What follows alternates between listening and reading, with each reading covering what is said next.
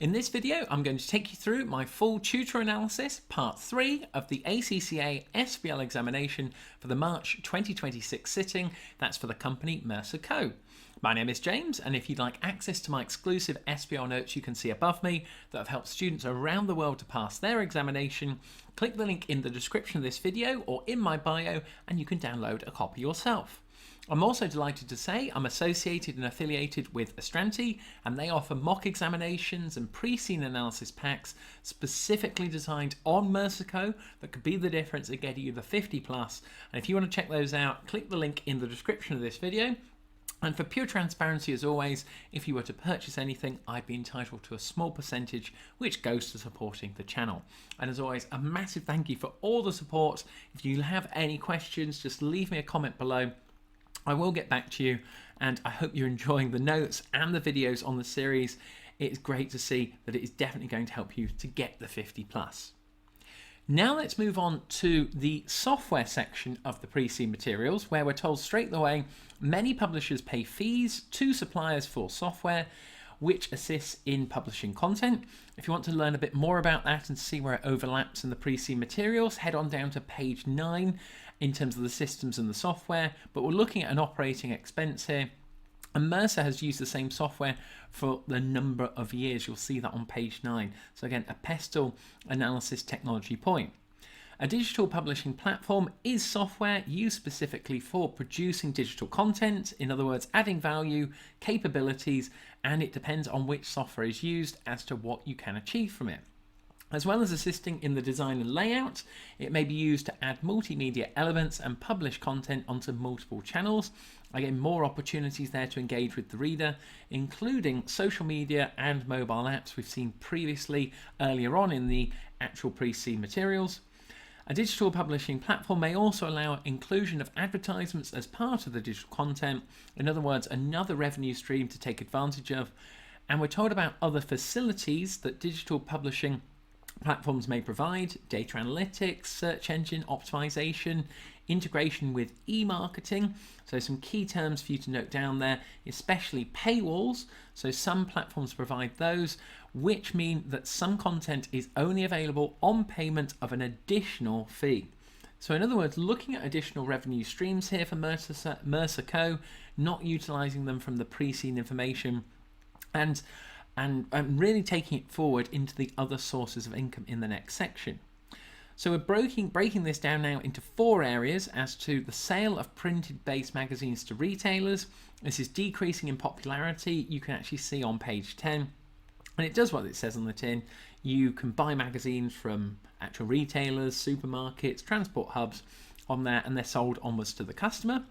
The next source of income is the subscriptions to print-based copies of magazines. So subscribers pay a subscription fee for a set number of editions of those magazines, often published in a year.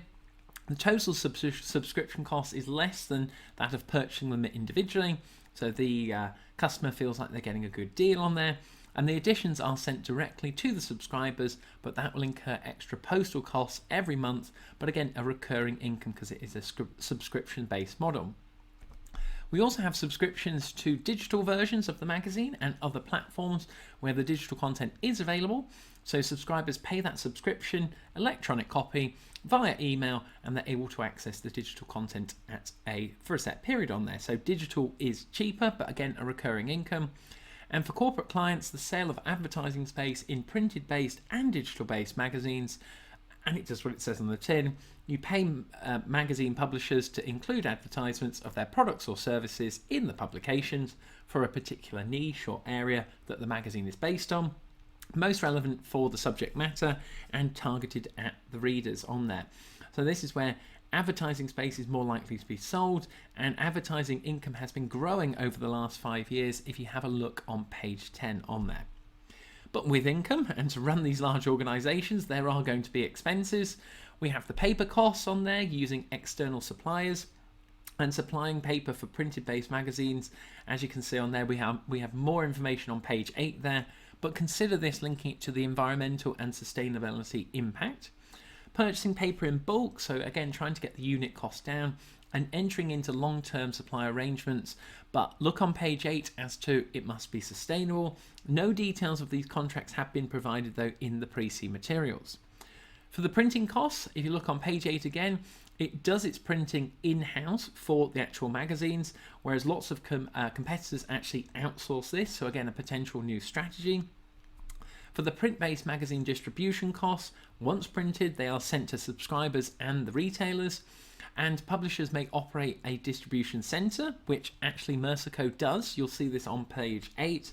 But again, you've got to be thinking about going out to individual subscribers and retailers. What if we missed a deadline? Think about all the hassle involved on that. They are key stakeholder groups. Employee salaries are also key expenses on there.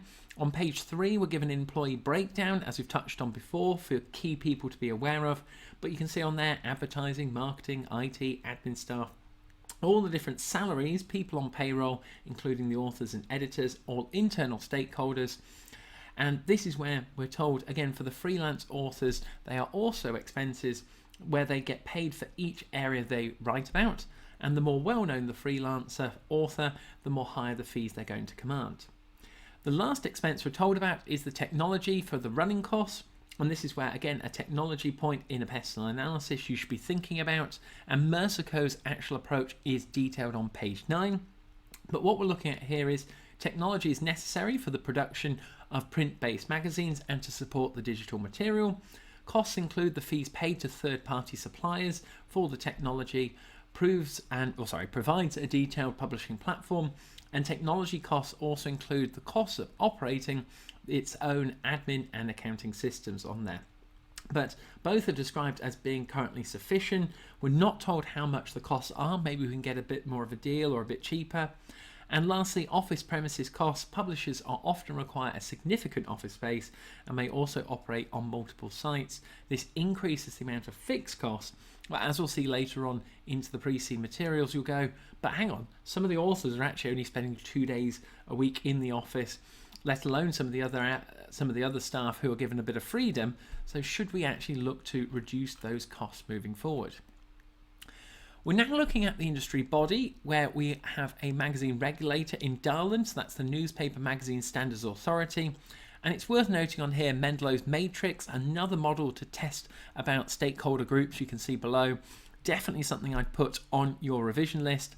For those stakeholder groups, we've got to decide how much power do they have, what's their level of interest, and then saying, do we need to keep the stakeholder group satisfied? Are they key players, minimal effort, or keep informed?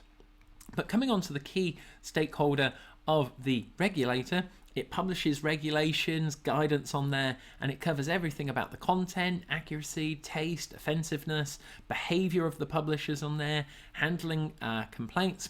And we're not told if anything is ongoing in terms of complaints or misconduct, but definitely potential exam day exhibits on there where you could relate back to it.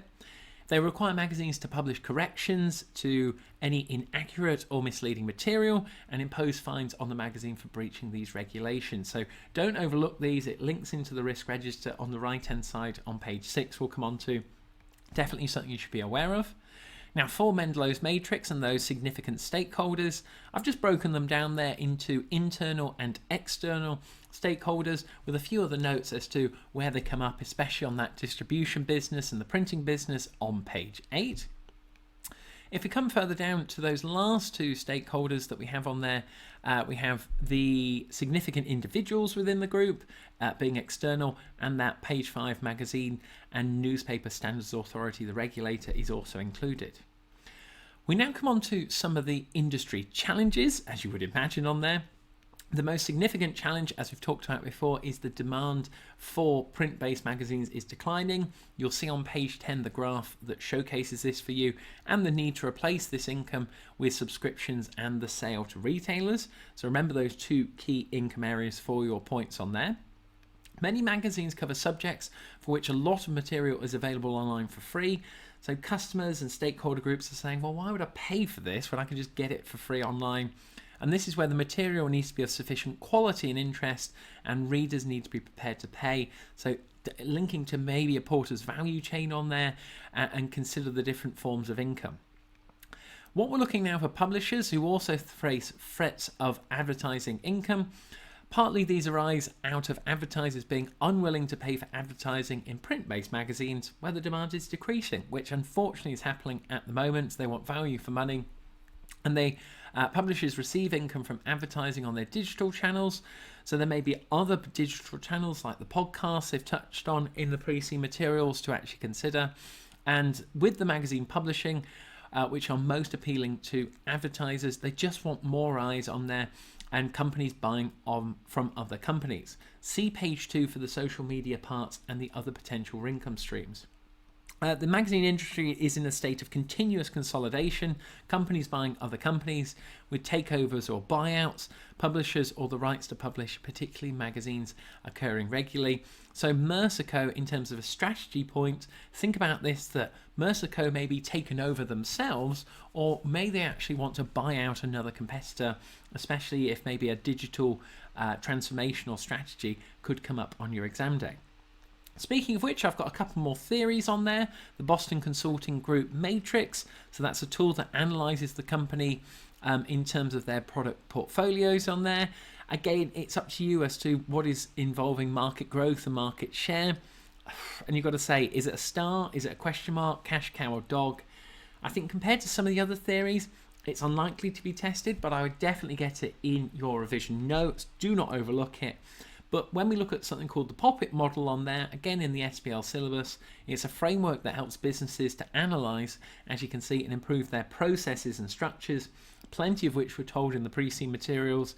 So think about points about the people, the organisation, the processes, information, and a heck of a lot on technology that were given here. So now let's bring it up to the risk areas, and make sure you've got down in your notes the actual TARA model there. This is a structure and a theory approach about managing the different risk areas, classifying them into 4 categories of do we transfer the risk, avoid the risk, reduce the risk, or accept the risk. Definitely something that would be on my revision list, especially when we're given a full page of potential risks and the impacts. As you can see, going through my notes, we've got on there production of poor content. So again, reputation, the readers, things linking to the actual diagrams, but it's the author's responsibility in terms of the poor content. The legal side of it, definitely something you could refer to if a pestle model looked like it could be applied here, where we've got legal fees, fines, the actual regulator could come into play here as well. But again, the authors write the content, and linking it into potential damages of inaccuracy and harmful content, you should definitely take into account. Cybersecurity, another key technology point there, especially with the likes of AI and that subscription-based model on there, trusting the actual readers, potential loss of data, unauthorized access, interruption of operations, plenty of things from a cybersecurity point of view that could come up. Search engines and social media, that links into the marketing staff there on page 3, and a potential economic point below for the poor economic conditions. But these are things that can Merceh Co, actually control this in terms of the algorithms, how they work, low search engine results. Again, it could come down to a cash flow issue, how much money they're willing to pump into it. With the economic point below about the reduction in reader spending on magazines linking to disposable income, again, if people haven't got as much money to spend on magazines, then they're less likely to purchase. Next, we're told about problems with paper supplies. Have a look on page 8 that they do this all internal, in-house for Merceh Co. And this is where we could have issues with suppliers on there. How do we combat this?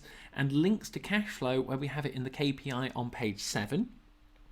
Area number 7, risk, is the problems with the platform supplies. So we've been using the same digital platform for a number of years. Page 8, the IT director would be accountable for this area if it did come up on the exam. Loss of key persons, and that's delivering the strategy. We're not given any names in terms of the board of directors, so make sure you get that down in terms of a content quality and impact. Foreign currency, bit of a weird one, but make sure you've got the home currency as the dollar, and possible expansion into international retailers maybe. Not a stable country in terms of here, where we're told long-term losses due to adverse movements in Darlin's exchange rate. So again, another economic point. We're not given much detail, but could be something you could talk about as to how stable Darling is, with the last thing being the risk of climate change. Not told which board member is actually responsible for this area, but it's definitely something that lapses into other areas, especially the CSR report on page 9. We're now coming on to the key performance indicators. Nice and short and sweet on this one as to some of the KPIs of revenue and revenue growth. We're told about this, that again, you're going to have to look down on page 10 to see how it is impacting with the revenue being flatlining, but we're not provided with much detail in terms of the split on them. And you'll also see on the left hand side the operating profit, free cash flows, earning per share, number of subscribers, number of visitors, staff turnover, and environmental impact. Apart from the operating profit, we're really not given a lot of information, so that is why you've definitely got to take those into account when on the exam day. If you see any of those areas, link it back to the KPIs, and also they're not very specific. They're quite, only a couple of little words just to be aware of. And that now takes us through your part 3 analysis of the pre-seed materials. Make sure you like and subscribe to the video so you don't miss out on part 4. And if you would like a copy of my exclusive notes, you can see on the screen. Click the link in the description of this video. You can download a copy yourself, and make sure you get your hands on one of those Astranti mock examinations and analysis packs. They're definitely going to help you to pass your exam. So what I'll do now is I'll see you on the other side for part 4, and best of luck with your revision.